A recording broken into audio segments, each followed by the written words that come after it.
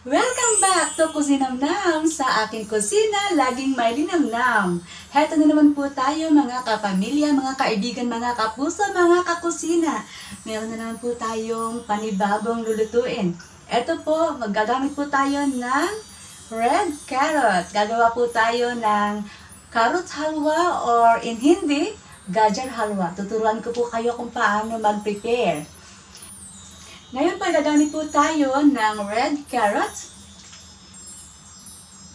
Ito po ay magiging sweeter, smoother, and juicier in taste.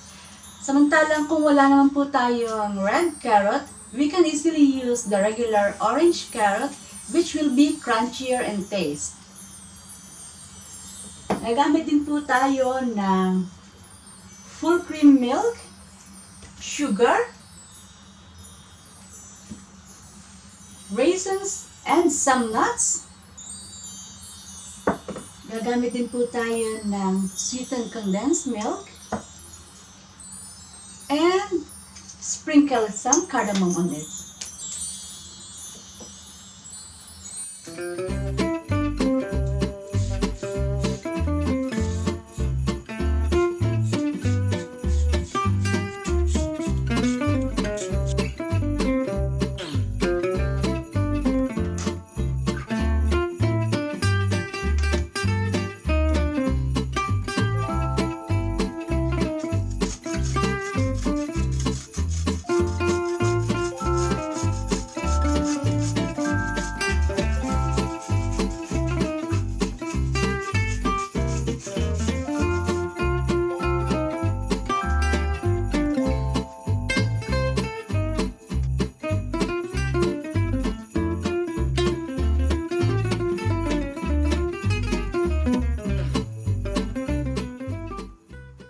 Ngayon ay tapos na po nating i-grate ang ating red carrot. Ito po yung magiging texture niya. And ang sunod naman po natin gagawin ay ang ating nuts. Kailangan po nating gayatin ang ating nuts.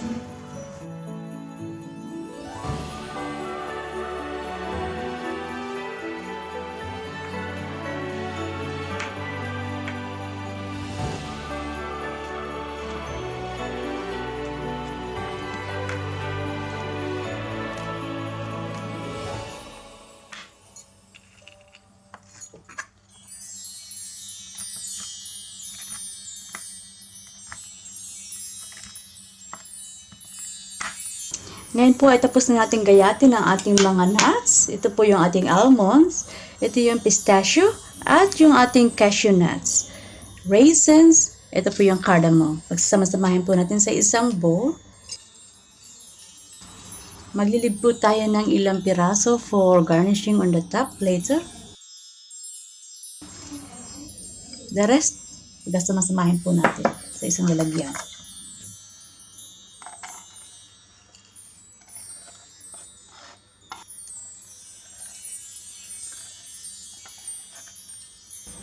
It will make our carrot halwa flavorful. Ngayon, sisimulan na po natin ang ating pagluluto.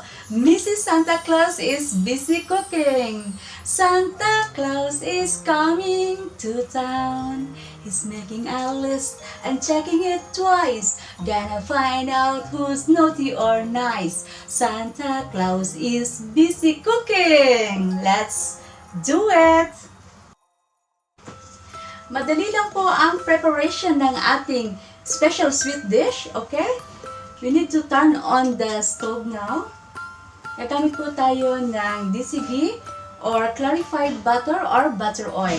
Kung wala naman po tayong Deshi ghee, pwede po tayong gumamit ng olive oil or pwede rin po ang butter. Kung wala naman po yung tatlo, pwede rin po tayong gumamit ng any vegetable oil. Ngayon, mainit na po ang ating pot. Ilalagay na po natin ang ating Deshi ghee. You see, it's melting now.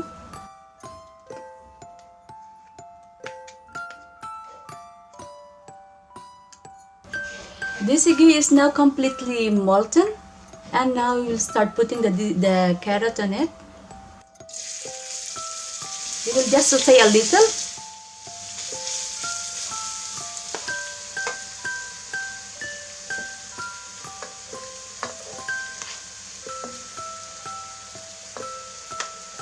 This is to coat the carrot with oil or fat so that it will not become mushy, you know.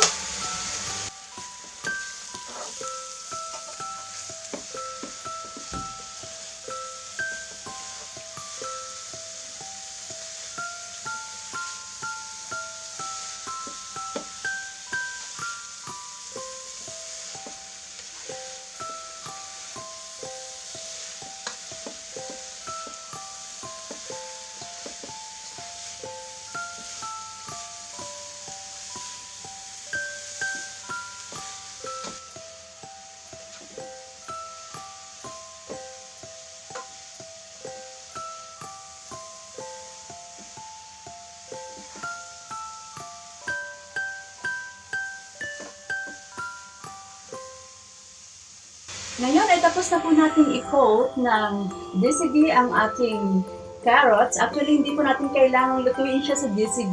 Ngayon, handa na po natin ilagay ang ating half liter of milk.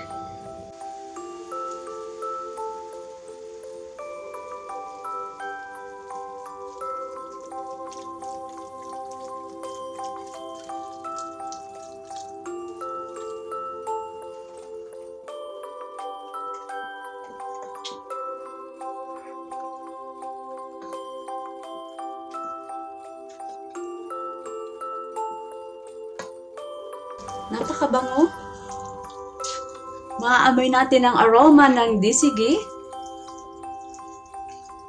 And kailangan po nating tuyuin itong milk. Mawawala po siya later. Half liter milk lang po yung ginamit natin sa ating 1 kilo of red carrot. Kasi gagamit po tayo ng ating sweetened condensed milk later. At ang taste po depende sa panlasa. Pwede pong mas matamis, depende po sa inyo. Pwede din pong less sweet. Then, we will just boil it. Parang napaunti yata yung aking milk. Lalagyan ko po siya ng 250 millimeters. So, it will be roughly 750. Okay. Now it seems okay. Actually, we don't need to be worried about putting more milk. The more milk it is more creamier, more flavorful it will be. Okay? No hard and fast rule. Kailangan po natin ma-evaporate ang lahat ng milk habang nagluluto. Ang sikreto po ng pagluluto ng ating carrot halwa, kailangan po ay meron tayong patience. At kailangan nating i-turn kasi iiwasan po natin masunog ang ating gatas. Otherwise, magkakaroon po siya ng strange taste. At this point, talagay po natin ang ating sugar. Meron po tayong half cup of sugar kasi nga po meron tayong gagamiting sweetened condensed milk later. Katulad ng sinabi ko kanina, depende po yan sa taste.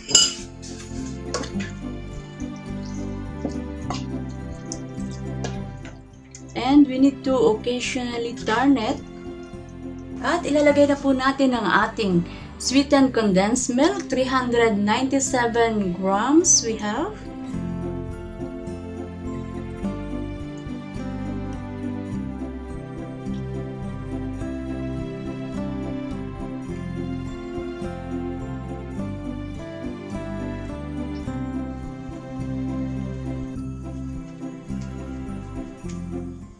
And I will share you a secret.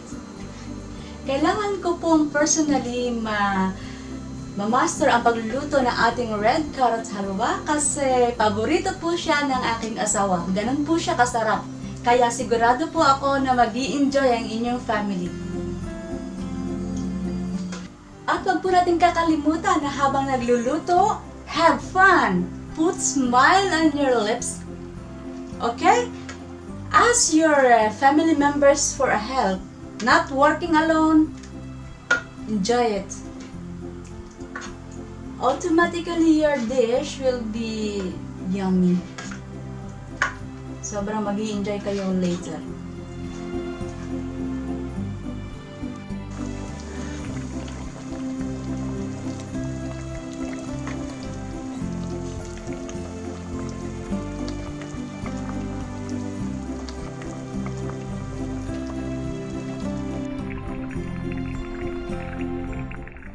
Ngayon ay kukunti na lang po ang ating milk.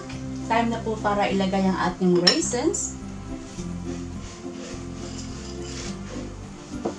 Kailangan po natin ilagay ang ating nuts to add nutty taste on it.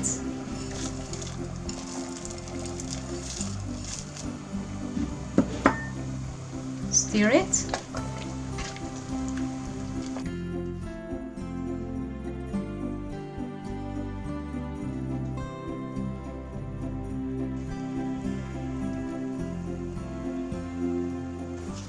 Ang carrot halwa o gajar halwa ay isang royal sweet dish. Ang gajar ka halwa or carrot halwa, it actually introduced during the Mughal period somewhere in Punjab.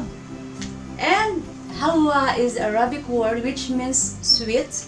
So it's made up of carrot.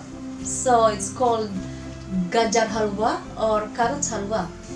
You can easily prepare this sweet dish on every happy occasions that you have, birthdays, anniversaries, or weddings, because it has very less ingredients needed and also less steps of cooking.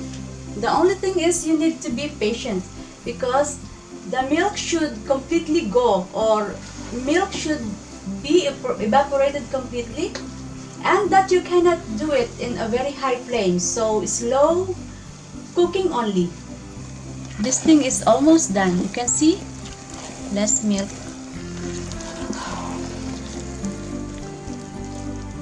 At pwede na po nating ilagay ang ating cardamom. Kung ayaw niyo naman po ng cardamom, pwede rin pong hindi natin lagyan. Optional lamang po.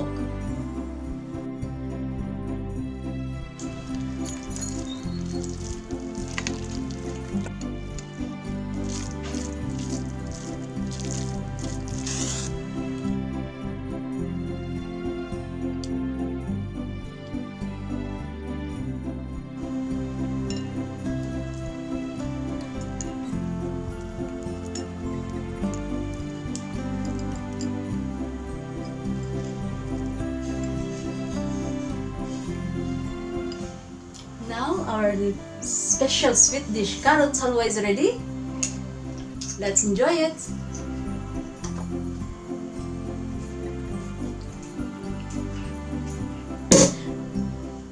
Happy holiday!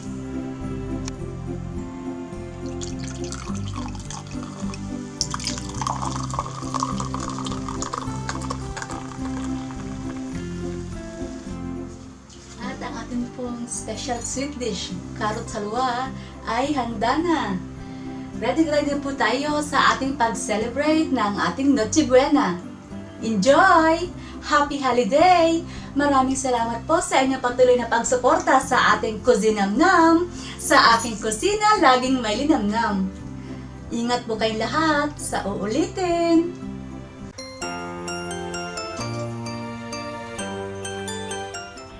Ang listahan po ng ating mga sangkap ay matatagpuan sa description sa baba.